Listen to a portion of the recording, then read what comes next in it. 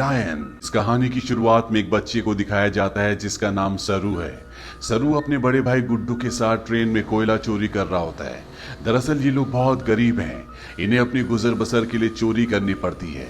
ये दोनों ट्रेन से बहुत सारा कोयला चोरी करते हैं और उस कोयले को एक दुकान में बेचने के लिए जाते हैं।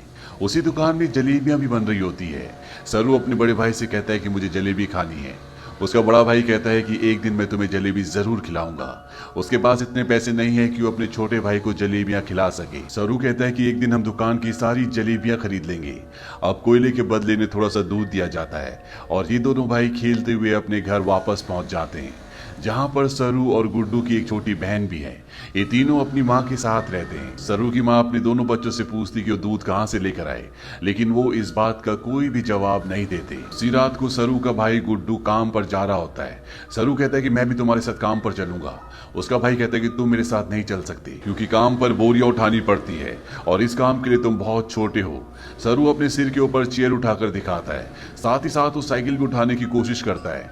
सरू कहता है कि मैं कोई भी काम कर सकता हूँ। सरू की जिद करने पर उसके भाई को उसे अपने साथ ले जाना पड़ता है। ये दोनों के दोनों एक ट्रेन स्टेशन पहुंचते हैं। सरू अपने भाई गुड्डू की गोद में ही सो जाता है। उसका भाई उसे उठाने की कोशिश भी करता है पर सरू बहुत छोटा है, उसे बहुत नींद आ रही होती है। वो कहता है कि मुझे सोने दो।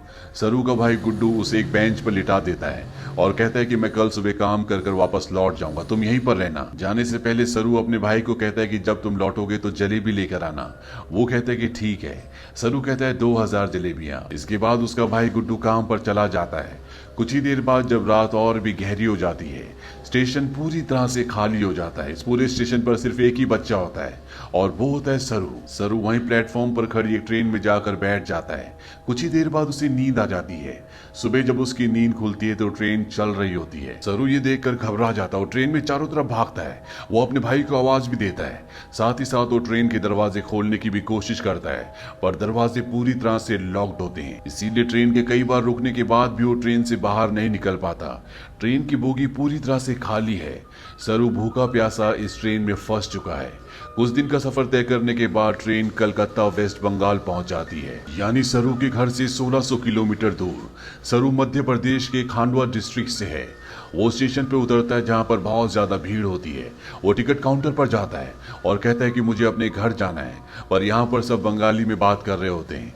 सरू को किसी की बात समझ में नहीं आती। वो वहीं स्टेशन पर बैठे अपने जैसे कुछ बच्चों के साथ जाकर बैठ जाता है जिनके पास कोई भी घर नहीं होता।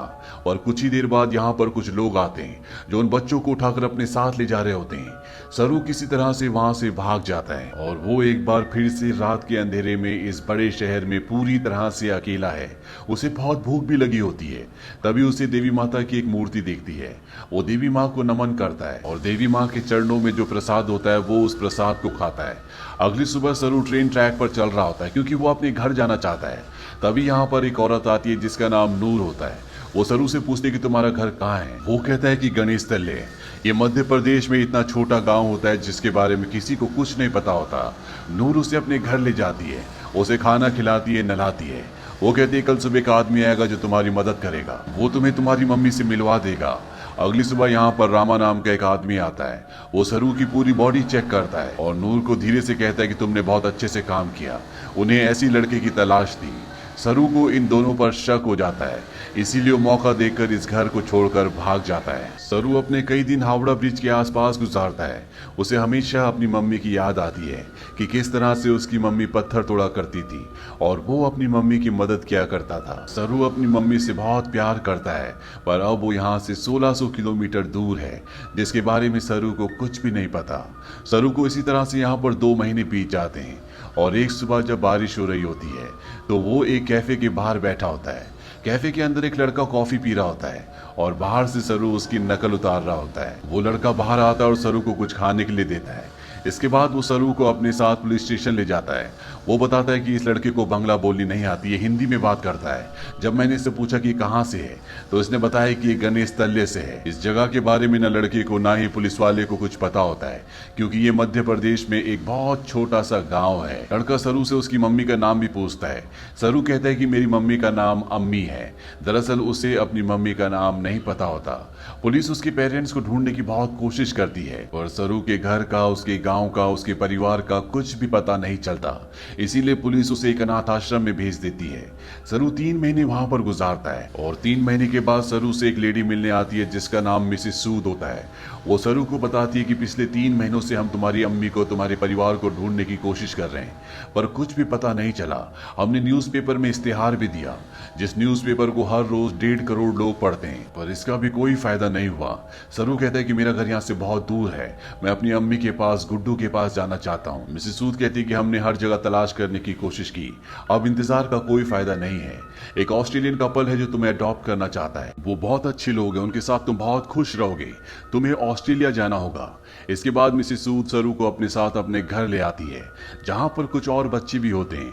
मिसेस सूद सबको इंग्लिश के वर्ड, टेबल मैनर से सब कुछ सिखाती हैं और अब सरू को ऑस्ट्रेलिया भेज दिया जाता है, जहां पर मिस्टर जॉन और उनकी वाइफ सू, जिन्होंने सरू को अडॉप्ट किया होता है, उसे देखकर वो बहुत खुश होते हैं। सरू को ये अपने घर ले आते हैं। छोटे से मिट्टी के घर में रहने वाला सरू जब इस घर को देखता है तो पूरी तरह से हैरान होता है। साथ ही साथ वो बहुत गुमसुम भी होता है, क्योंकि ये देश, यहाँ की हवा, मिट्टी सब सरू के लिए पूरी तरह से नए हैं। सरू की मॉम, जिसका नाम सू है, जिसने सरू को अडॉप्ट किया है, वो सरू से इंग्लिश में कहती कि मुझे पता है कि तुम्हारा सफर इतना आसान नहीं था, तुम मुझे इस वक्त कुछ नहीं बता सकते, पर एक दिन तुम मुझे सब कुछ बताओगे।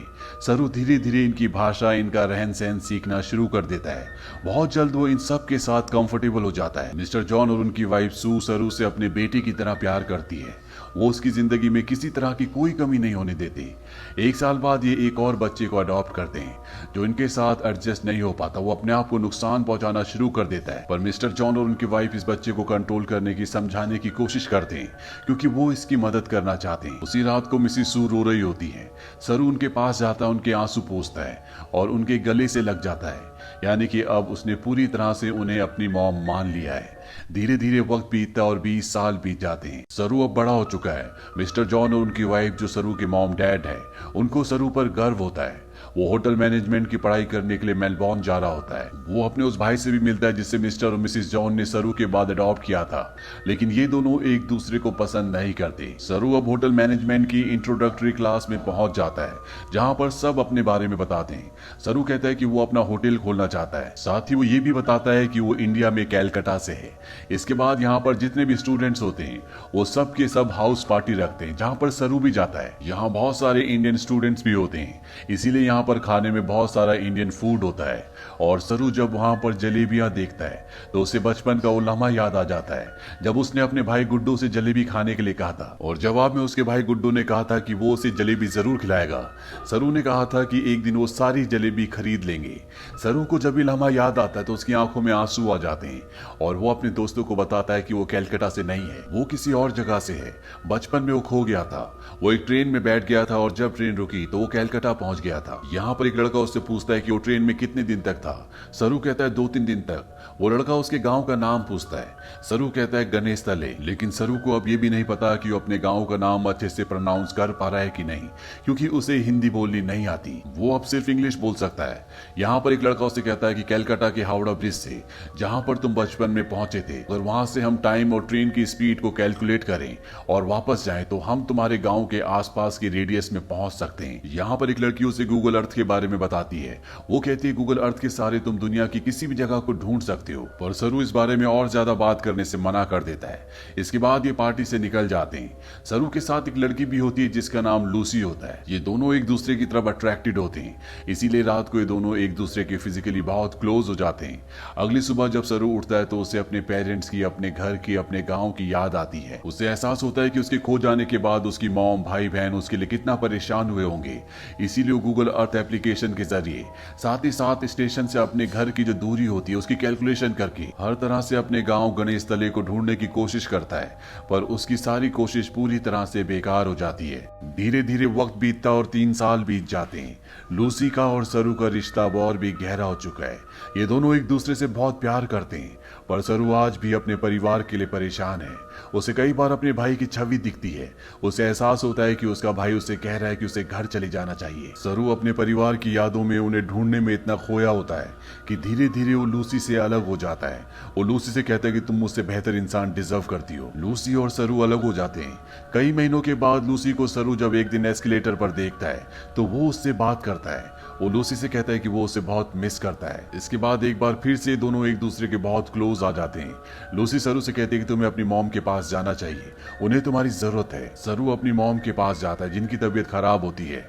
सरू को आज तक ये लगता था कि उसकी मॉम ने उसे इसलिए अडॉप्ट किया क्योंकि वो कभी मां नहीं बन सकती, पर सू सरू को बताती है कि मैं मां बन सकती थी, पर मैंने और तुम्हारे डैड जॉन ने डिसाइड किया था कि हम 2 बच्चों को अडॉप्ट करेंगे क्योंकि इस दुनिया में बहुत सारे ऐसे बच्चे हैं जिन्हें माँ बाप की, परिवार की जरूरत है। वो सरू को अपने बचपन का एक एक्सपीरियंस भी बताती है। वो कहती है कि मेरे डैड बहुत ज्यादा अल्कोहल पीते थे, वो एक अच्छे इंसान नहीं थे, मैं हमेशा डरी डरी रहती थी। और एक दिन जब मैं अपने घर के पीछे गई तो मैं चाहती थी कि धरती मुझे निगल ले। तभी मुझे खेत की दूसरी तरफ एक बच्चा दिखा जिसकी ब्राउन स्किन थी और अगले पल वो बच्चा मेरी साइड में खड़ा था। उस पल मुझे एहसास हो गया कि अब मेरी जिंदगी में सब कुछ ठीक होगा। फिर तुम और तुम्हारा भाई मेरी जिंदगी में आए, लेकिन अब तुम मुझसे बात नहीं करते, मुझे तुम्हारी जरूरत है। सरू को यहाँ पे एहसास होता है कि उसे अपनी मॉम का साथ देना चाहिए और साथ ही वो अपनी बायोलॉजिकल मदर को भी ढूंढना चाहता है, अपने भाई को ढूंढना चाहता है। इसीलिए एक बार फिर से वो गूगल अर्थ पर अपने गांव को ढूंढने की कोशिश करता है और जब वो इंडिया के अलग अलग हिस्सों को जूम करके देखता है तो उसे वो जगह दिख जाती है जहां पर उसकी मॉम पत्थर तोड़ा करती थी। इसके बाद वो धीरे धीरे आसपास के पूरे एरिया को सर्च करता है और उसे अपना गांव, जिसका नाम गणेश तलई है, वो मिल जाता है। उसे पता चल जाता है कि उसका गांव मध्य प्रदेश के खांडवा डिस्ट्रिक्ट में है। इस बात से बहुत खुश होता है। वही बात लूसी को और अपनी मॉम को भी बताता है। उसकी मॉम भी उसके लिए बहुत खुश होती है क्योंकि उसकी मॉम और उसके डैड चाहते हैं कि वो इंडिया जाकर अपने परिवार से मिले। सरू अब भारत आ जाता है और वो उस जगह पहुंच जाता है जहां पर उसने अपना बचपन बिताया था। वो धीरे धीरे बचपन की यादों से आगे बढ़ता हुआ उस घर तक पहुंच जाता है जहां पर बचपन में वो अपनी मॉम, अपने भाई और अपनी बहन के साथ रहा करता था। पर अब इस घर में कोई भी नहीं रहता। वो आस पड़ोस से पूछने की कोशिश भी करता है पर उसकी भाषा किसी को भी समझ नहीं आती और ना ही अब वो हिंदी समझ सकता है। तभी वहां पर एक आदमी आता है जिसे इंग्लिश आती है। सरू उसे अपना, अपने भाई का और अपनी बहन का नाम बताता है।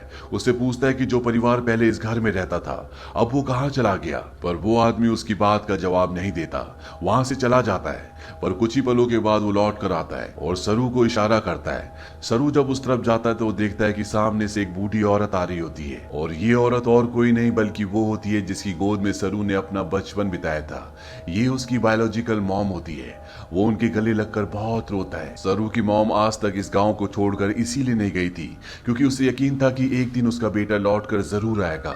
सरू की बहन भी यहाँ पर होती है। वो अपनी बहन को अपने गले से लगा लेता है पर सरू अपने भाई से मिल नहीं पाता। उससे पता चलता है कि जिस रात वो अपने भाई के साथ काम पर गया था पर सरू को नींद आ रही थी, इसीलिए उसके भाई ने उसे बेंच पर सुला दिया था। और जब उसका भाई जा रहा था तो सरू ने अपने भाई से कहा था कि सुबह जलेबी लेकर आना। उसी रात को उसके भाई गुड्डू की एक ट्रेन दुर्घटना में मृत्यु हो गई थी। यानी कि एक माँ ने एक ही रात में अपने दोनों बेटों को खो दिया था। पर उसकी उम्मीद, ईश्वर पर उसकी आस्था थी जो इतने सालों तक वो अपने छोटे बेटे सरू का इंतजार करती रही। और आज 25 सालों के बाद उसका बेटा वापस लौट आया। सरू इसके बाद ऑस्ट्रेलिया में अपने मॉम और डैड को कॉल करता है। वो उन्हें बताता है कि मुझे मेरा परिवार मिल गया पर इससे कुछ भी नहीं बदलता। आज भी आप मेरे लिए वही हो जो पहले थे, आप मेरे मॉम डैड हो। इसके बाद सरू उन सभी जगहों पर जाता है जहां पर वो अपने भाई के साथ खेला करता था और इन जगहों पर जाकर उसे अपने बचपन की याद आ जाती है जब वो इन्हीं रास्तों पर अपने भाई के साथ चला करता था। सरू को यहाँ पर एक और बात पता चलती है कि उसका नाम सरू नहीं बल्कि शेरू है, जिसका मतलब होता है लायन। अंत में हमें कुछ रियल फुटेज दिखाई जाती है जिसमें सरू के वो माँ बाप जिन्होंने उसे अडॉप्ट किया था वो इंडिया आते हैं। इंडिया में सरू की जो असली बायोलॉजिकल मॉम होती है वो उन्हें अपने गले से लगा लेती है। तो ये थी सच्ची कहानी सरू की। ऑफिशियल रिपोर्ट्स के मुताबिक पता चलता है कि भारत से हर साल 80,000 बच्चे गायब होते हैं, लेकिन उसमें से 1% भी बच्चे ऐसे नहीं हैं जिनकी किस्मत सरू की तरह हो। इसीलिए इस पूरी कहानी, इस पूरी फिल्म के जो हीरो हैं वो और कोई नहीं बल्कि मिस्टर जॉन जॉन और उनकी वाइफ सू है, जो अपने बच्चे पैदा कर सकते थे, पर उन्होंने फैसला किया कि वो अपने बच्चे पैदा ना करके उन बच्चों को अडॉप्ट करेंगे जिनके पास घर नहीं है, ताकि उन्हें एक अच्छा घर मिल सके। अगर इस दुनिया में हर एक इंसान की सोच इसी तरह से हो जाए तो ये दुनिया स्वर्ग बन जाए। तो ये थी पूरी कहानी फिल्म लॉयन की। ये फिल्म सन 2016 में रिलीज हुई थी। IMDb पर इसकी रेटिंग है 8। इस फिल्म का बजट था $12 मिलियन और बॉक्स ऑफिस पर इसने कमाई की थी $141 मिलियन की। उम्मीद करते हैं कि ये कहानी आपको पसंद आई।